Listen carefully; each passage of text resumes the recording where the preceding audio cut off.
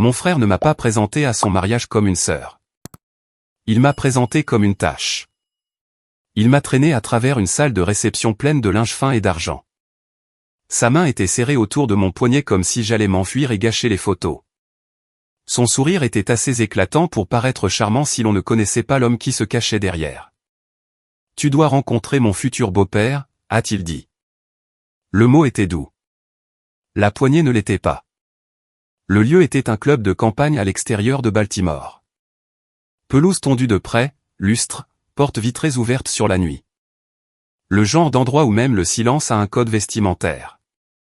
À l'intérieur, l'air sentait les cocktails aux agrumes et le parfum cher, et les invités du milieu des affaires se tenaient en groupe comme des requins bien nourris.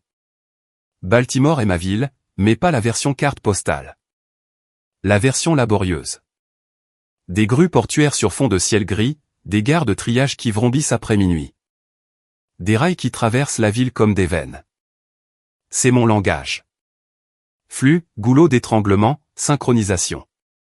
Je m'appelle Scarlett, j'ai 34 ans, et je suis spécialiste de l'optimisation des réseaux de transport. Je conçois la logique d'acheminement pour les systèmes de fret. Je regarde un désordre de conteneurs, de trains, de transferts, de contrats et de retards, et je peux vous dire où le sang s'accumule. Je ne publie rien à ce sujet. Je ne vais pas à des conférences. Je répare simplement des choses qui coûtent des millions lorsqu'elles échouent. Ma famille n'a jamais rien compris à tout cela. Dans ma famille, le succès est bruyant. Ce sont des intitulés de postes qui font hocher la tête aux inconnus. Ce sont des photos, des cérémonies et le fait d'être impressionnant au dîner. Mon frère Cooper est tout cela à la fois. Cadre supérieur dans une entreprise de logistique respectée.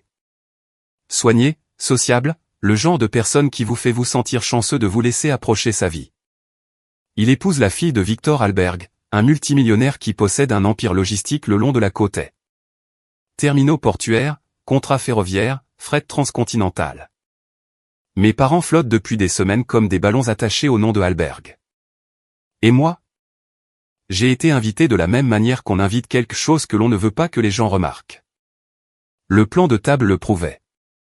Mon marque-place se trouvait sur une table d'angle près d'une colonne décorative, loin de la table d'honneur, à moitié cachée comme si j'étais un membre du personnel en pause. Maman m'a vu approcher et a souri comme si elle essayait de se rappeler comment faire.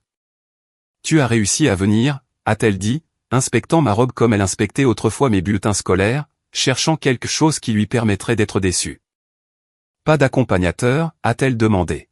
« Non », ai-je dit, juste moi. Papa s'est penché, la voix basse et paternelle de cette façon qui signifiait toujours le contrôle. « Essaie de ne pas tout ramener à toi. » Je l'ai dévisagé. « Quand en ai-je seulement eu l'occasion ?» Il a détourné le regard comme si ma question était polie. Cooper s'est approché de moi une minute plus tard. Il ne s'est pas assis. Il n'a pas demandé si j'allais bien. Il a juste regardé ma table et a eu un sourire narquois. « Le coin, » a-t-il dit, « c'est logique. » J'ai eu un rire sec. Qui a décidé de cela? Il a haussé les épaules. C'est une grande soirée, Scar. Les gens de Alberg, les investisseurs, tout le gratin du secteur. Ne sois pas bizarre, c'est tout. Définis bizarre, ai-je dit. Il a baissé la voix, souriant toujours comme si nous posions pour des appareils photo. Ne dis à personne que tu es ma sœur. C'était là, net, décontracté, comme s'il me demandait de passer le sel. Mon visage est devenu brûlant, puis glacé. Quoi? Il a tapoté légèrement la table. N'en fais pas une affaire. Sa famille est de la vieille école, a-t-il dit. Ils aiment ce qui est soigné. Donc je ne suis pas soigné, ai-je dit. Il a incliné la tête comme s'il se montrait patient avec moi. Tu es intense, et ton travail. Personne ne sait ce que c'est. C'est embarrassant. Cela a frappé comme toujours, une cruauté polie qui semble raisonnable jusqu'à ce que l'on se rende compte que ce n'est que du mépris déguisé en bonne manière. Tu m'as traîné ici, ai-je dit doucement. Je t'ai invité, a-t-il corrigé, et son sourire s'est durci. Sois reconnaissante. Le dîner s'est déroulé en vagues coûteuses. Les gens portaient des toasts, riaient et échangeaient des potins d'affaires comme s'il s'agissait d'intimité. J'ai essayé de disparaître dans mon coin, goûtant ma propre amertume à chaque bouchée. J'ai regardé mes parents entrer dans l'orbite de Hallberg comme des adorateurs. Maman riait trop fort. Papa hochait trop la tête. Puis Cooper est réapparu, plus brillant et plus bruyant, comme un homme entrant sur sa scène. « Viens », a-t-il dit, et sa main s'est refermée sur mon poignet. « Cooper, maintenant », a-t-il sifflé entre ses dents, et il m'a traîné loin de la table d'angle comme si j'étais un fil décousu qu'il devait rentrer. Des têtes se sont tournées. Des sourires ont suivi. Je pouvais sentir que la salle me remarquait pour la première fois, et ce n'était pas de la curiosité. C'était du divertissement. Nous nous sommes arrêtés près de Victor Hallberg au centre de la salle de réception. Il se tenait avec un petit groupe d'hommes en costume sur mesure, le genre de personnes qui parlent doucement parce que le monde se penche pour les écouter. Des tempes argentées, des épaules larges, des yeux calmes qui semblaient avoir observé les tempêtes et acheté l'assurance. La poigne de Cooper est restée sur mon poignet. « Victor », a dit chaleureusement Cooper, « il y a quelqu'un que vous devriez rencontrer. » Victor s'est tourné avec la courtoisie pratiquée d'un homme habitué aux présentations. Son regard m'a effleuré une fois, cet inventaire rapide que font les gens pour décider si vous avez de l'importance. Le sourire de Cooper s'est élargi. « Voici l'échec de notre famille », a-t-il dit, comme s'il s'agissait d'une plaisanterie que tout le monde devait partager. Maman s'est approchée, impatiente de jouer son rôle.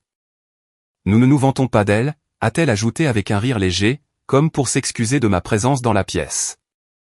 Papa a ri avec eux. Pendant une seconde, cela aurait pu passer pour une taquinerie inoffensive.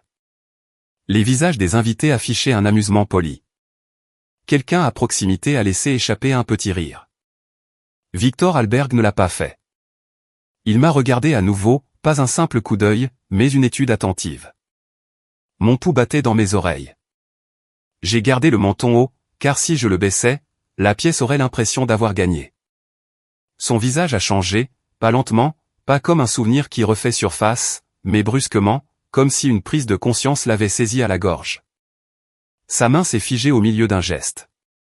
Sa bouche s'est légèrement entr'ouverte. L'air autour de nous s'est raréfié. La conversation s'est interrompue. Je pouvais sentir la tension s'aiguiser comme une lame. Puis Victor a parlé doucement, comme s'il craignait que sa voix ne se brise. « Alors, c'est vous ?» a-t-il dit. C'est inattendu. Le silence est tombé comme un verre que l'on fait tomber mais qui ne se brise jamais. Cooper a scié plusieurs fois, son sourire s'effaçant. « Pardon, quoi ?» Victor ne l'a pas regardé. Il m'a regardé, les yeux fixés sur les miens, la reconnaissance évidente comme un bleu. J'ai déglouti. « Nous sommes-nous déjà rencontrés ?» Pas en personne, a dit Victor, mais je vous connais. Le rire de maman a sonné faux. Oh, eh bien, Scarlett est. Elle fait de petits projets. Papa est intervenu en douceur. Elle a toujours été calme, elle n'aime pas attirer l'attention. Le regard de Victor n'a pas bougé. Non, a-t-il dit presque pour lui-même, elle aime les résultats. Cooper a forcé un rire, trop aigu. Victor, elle est inoffensive. Victor a tourné la tête brusquement. Inoffensive, a-t-il répété, et le mot semblait ridicule dans sa bouche. C'est une description intéressante pour quelqu'un qui a sauvé mon entreprise. Cooper est devenu blême. Je me tenais là, mes poignets encore chauds de sa poigne, essayant de comprendre comment un homme comme Victor Hallberg pouvait bien connaître mon visage. 8 ans plus tôt, je n'étais Scarlett pour personne d'important.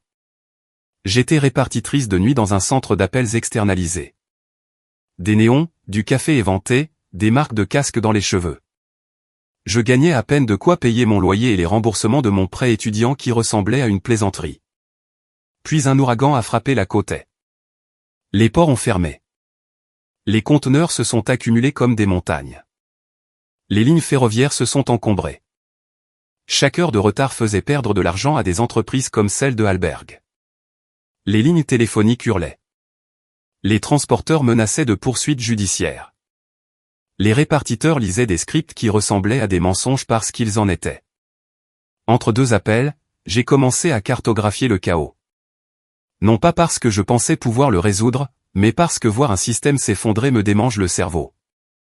J'ai consulté les cartes ferroviaires, les rapports de capacité des gares de triage, Les listes de transporteurs. J'ai cherché des nœuds secondaires, des jonctions plus petites, des gares de triage négligées. J'ai construit un modèle rudimentaire sur mon vieil ordinateur portable, divisé le flux, réacheminé par des nœuds ferroviaires moins évidents, utilisé des transporteurs régionaux pour les trajets courts, et recousu le réseau comme une artère colmatée. Ce n'était pas élégant. Cela n'avait pas besoin de l'être. Il fallait seulement que le fret continue de circuler. En un week-end, j'ai écrit un algorithme et un rapport. Puis j'ai trouvé une adresse électronique générique dans l'annuaire de Alberg et je l'ai envoyé. Pas de salutation, pas de plaidoyer, juste la logique dans la carte. Je ne m'attendais à rien. Je n'ai rien reçu. Un mois plus tard, j'ai quitté le centre d'appel. Mon nom a disparu dans le roulement du personnel et les poubelles. Je me suis dit que le courriel avait été supprimé par quelqu'un de trop occupé pour s'en soucier. Apparemment, ce n'était pas le cas. Après le mariage, l'assistant de Victor m'a trouvé près de la terrasse et m'a guidé vers un petit salon privé.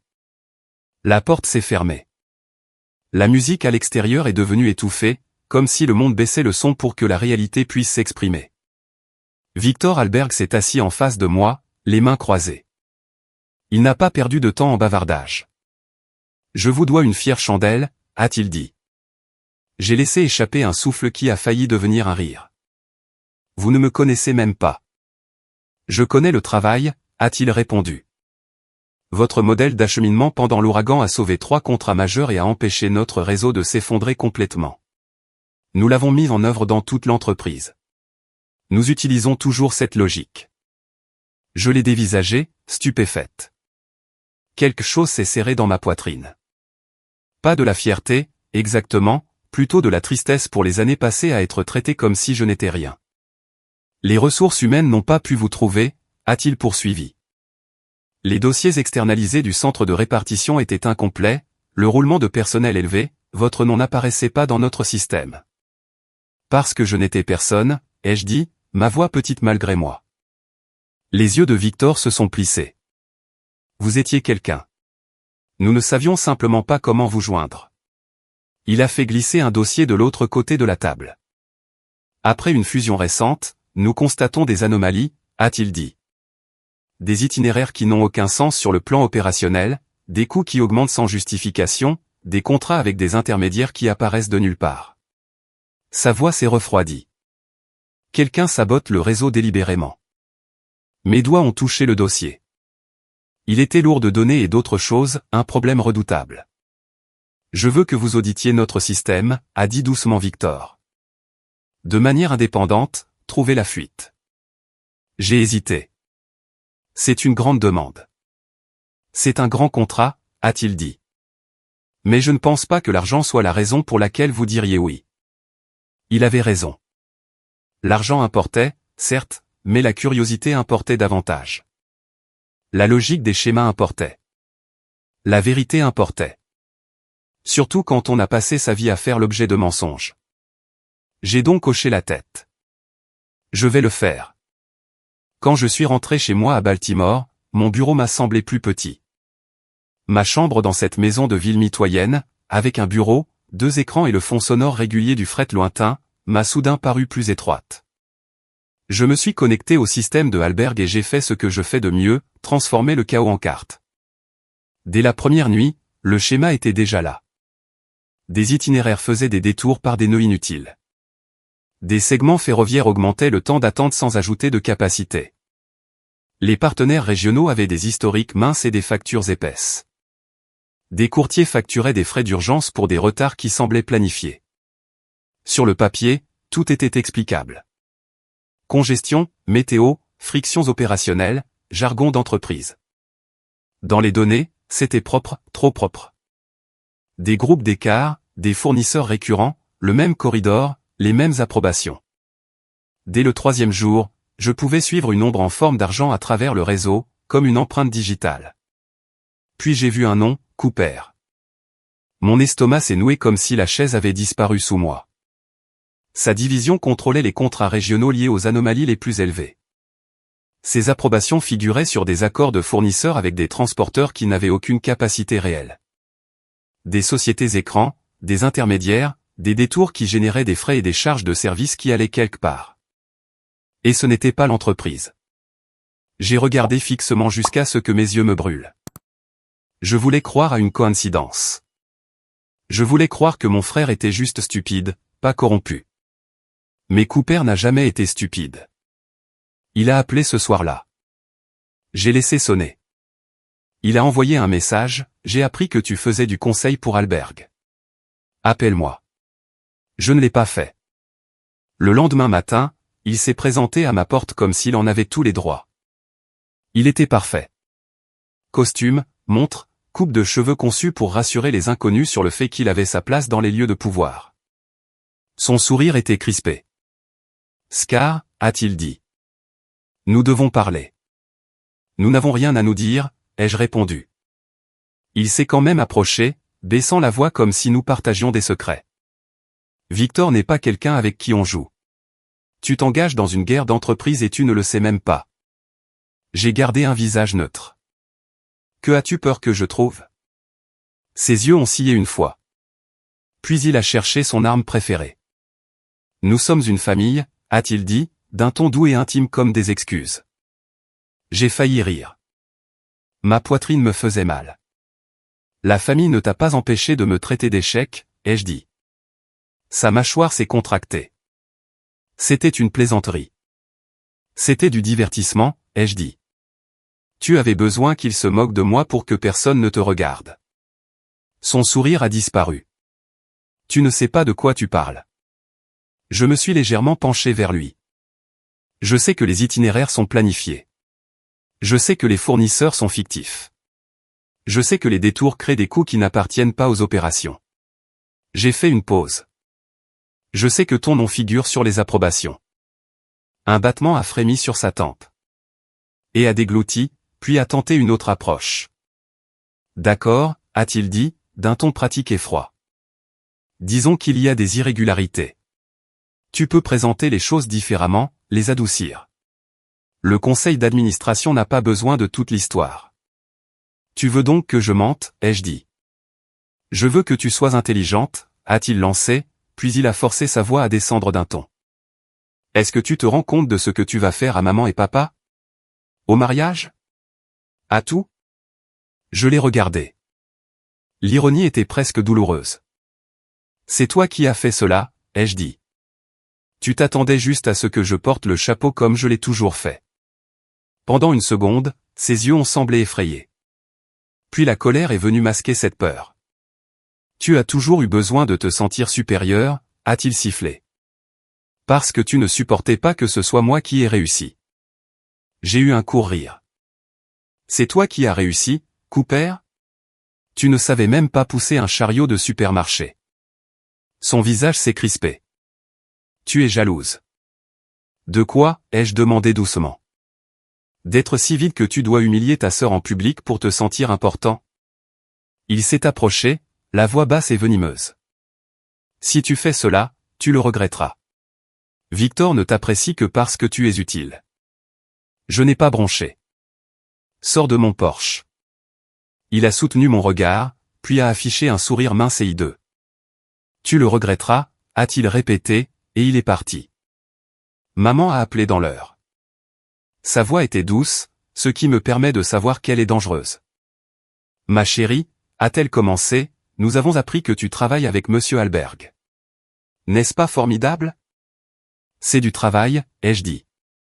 Eh bien, a-t-elle dit rapidement, cela pourrait être une telle bénédiction pour la famille. Cooper commence sa vie. Et je ne fais pas cela pour Cooper, ai-je coupé. Sa douceur s'est brisée. Scarlett, ne sois pas égoïste. Le mot a résonné comme une gifle familière. Égoïste, ai-je répété. Papa a pris le téléphone. Scarlett, a-t-il dit, d'un ton calme et autoritaire, nous pouvons régler cela tranquillement, en famille. Tranquillement, ai-je dit, comme me cacher dans un coin au mariage. Il a ignoré ma remarque. Cooper a fait des erreurs. Tout le monde en fait. On ne détruit pas tout pour de la paperasse. J'ai regardé la carte du réseau sur mon écran.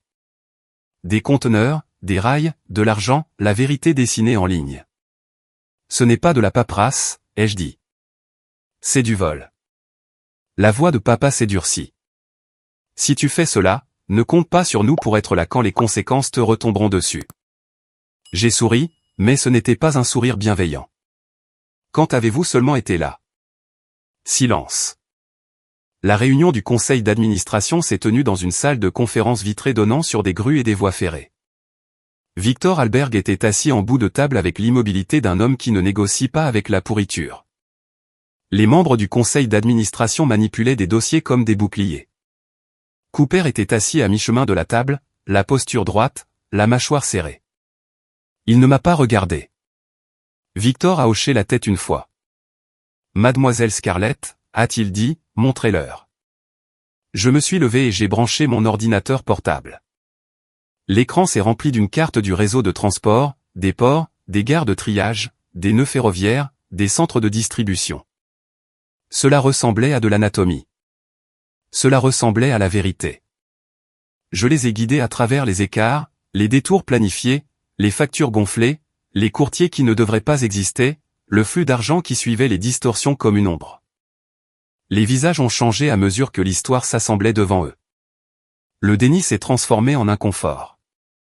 L'inconfort s'est transformé en effroi. Puis j'ai ouvert les approbations. Le nom de Cooper est apparu encore et encore, net et officiel.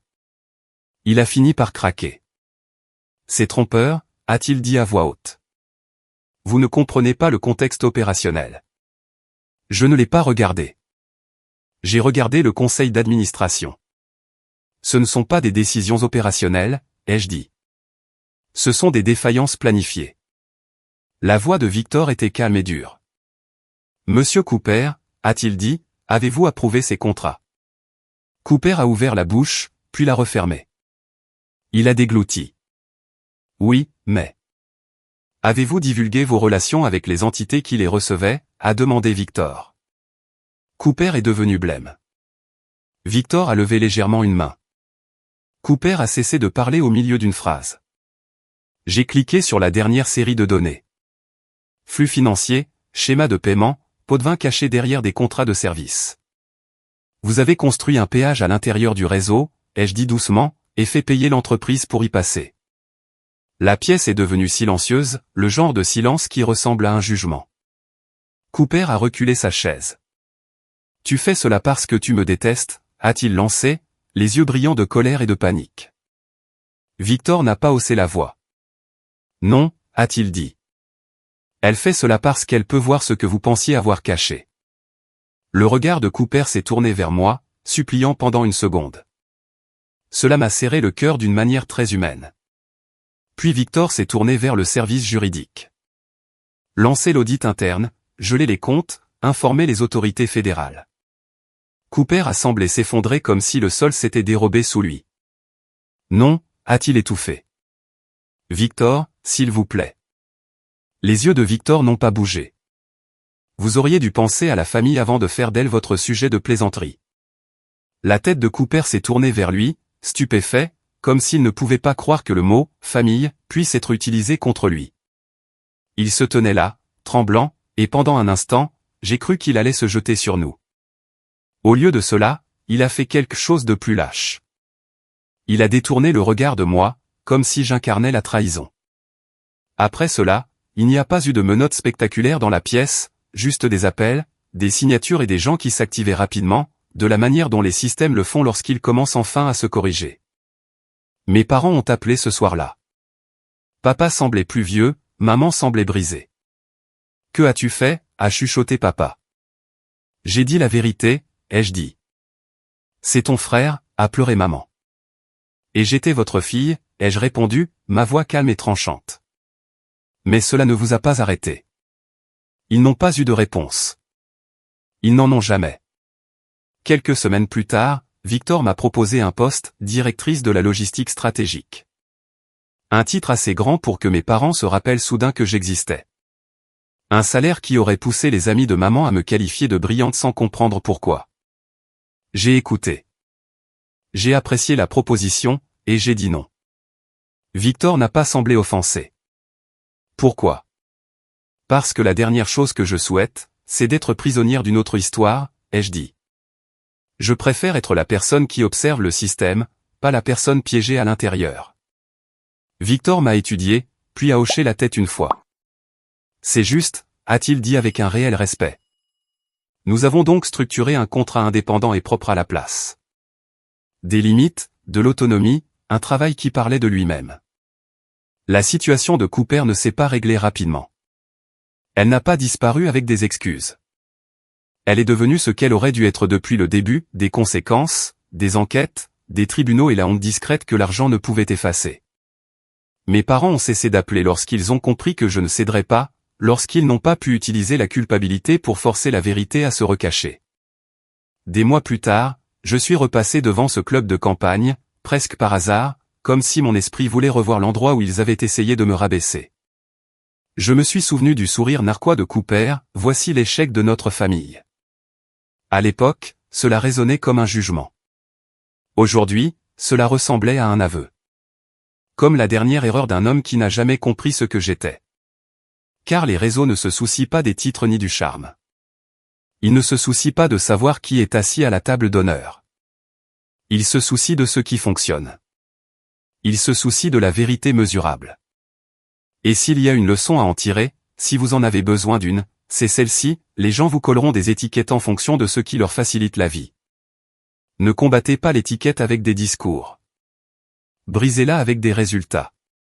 Tranquillement. Précisément.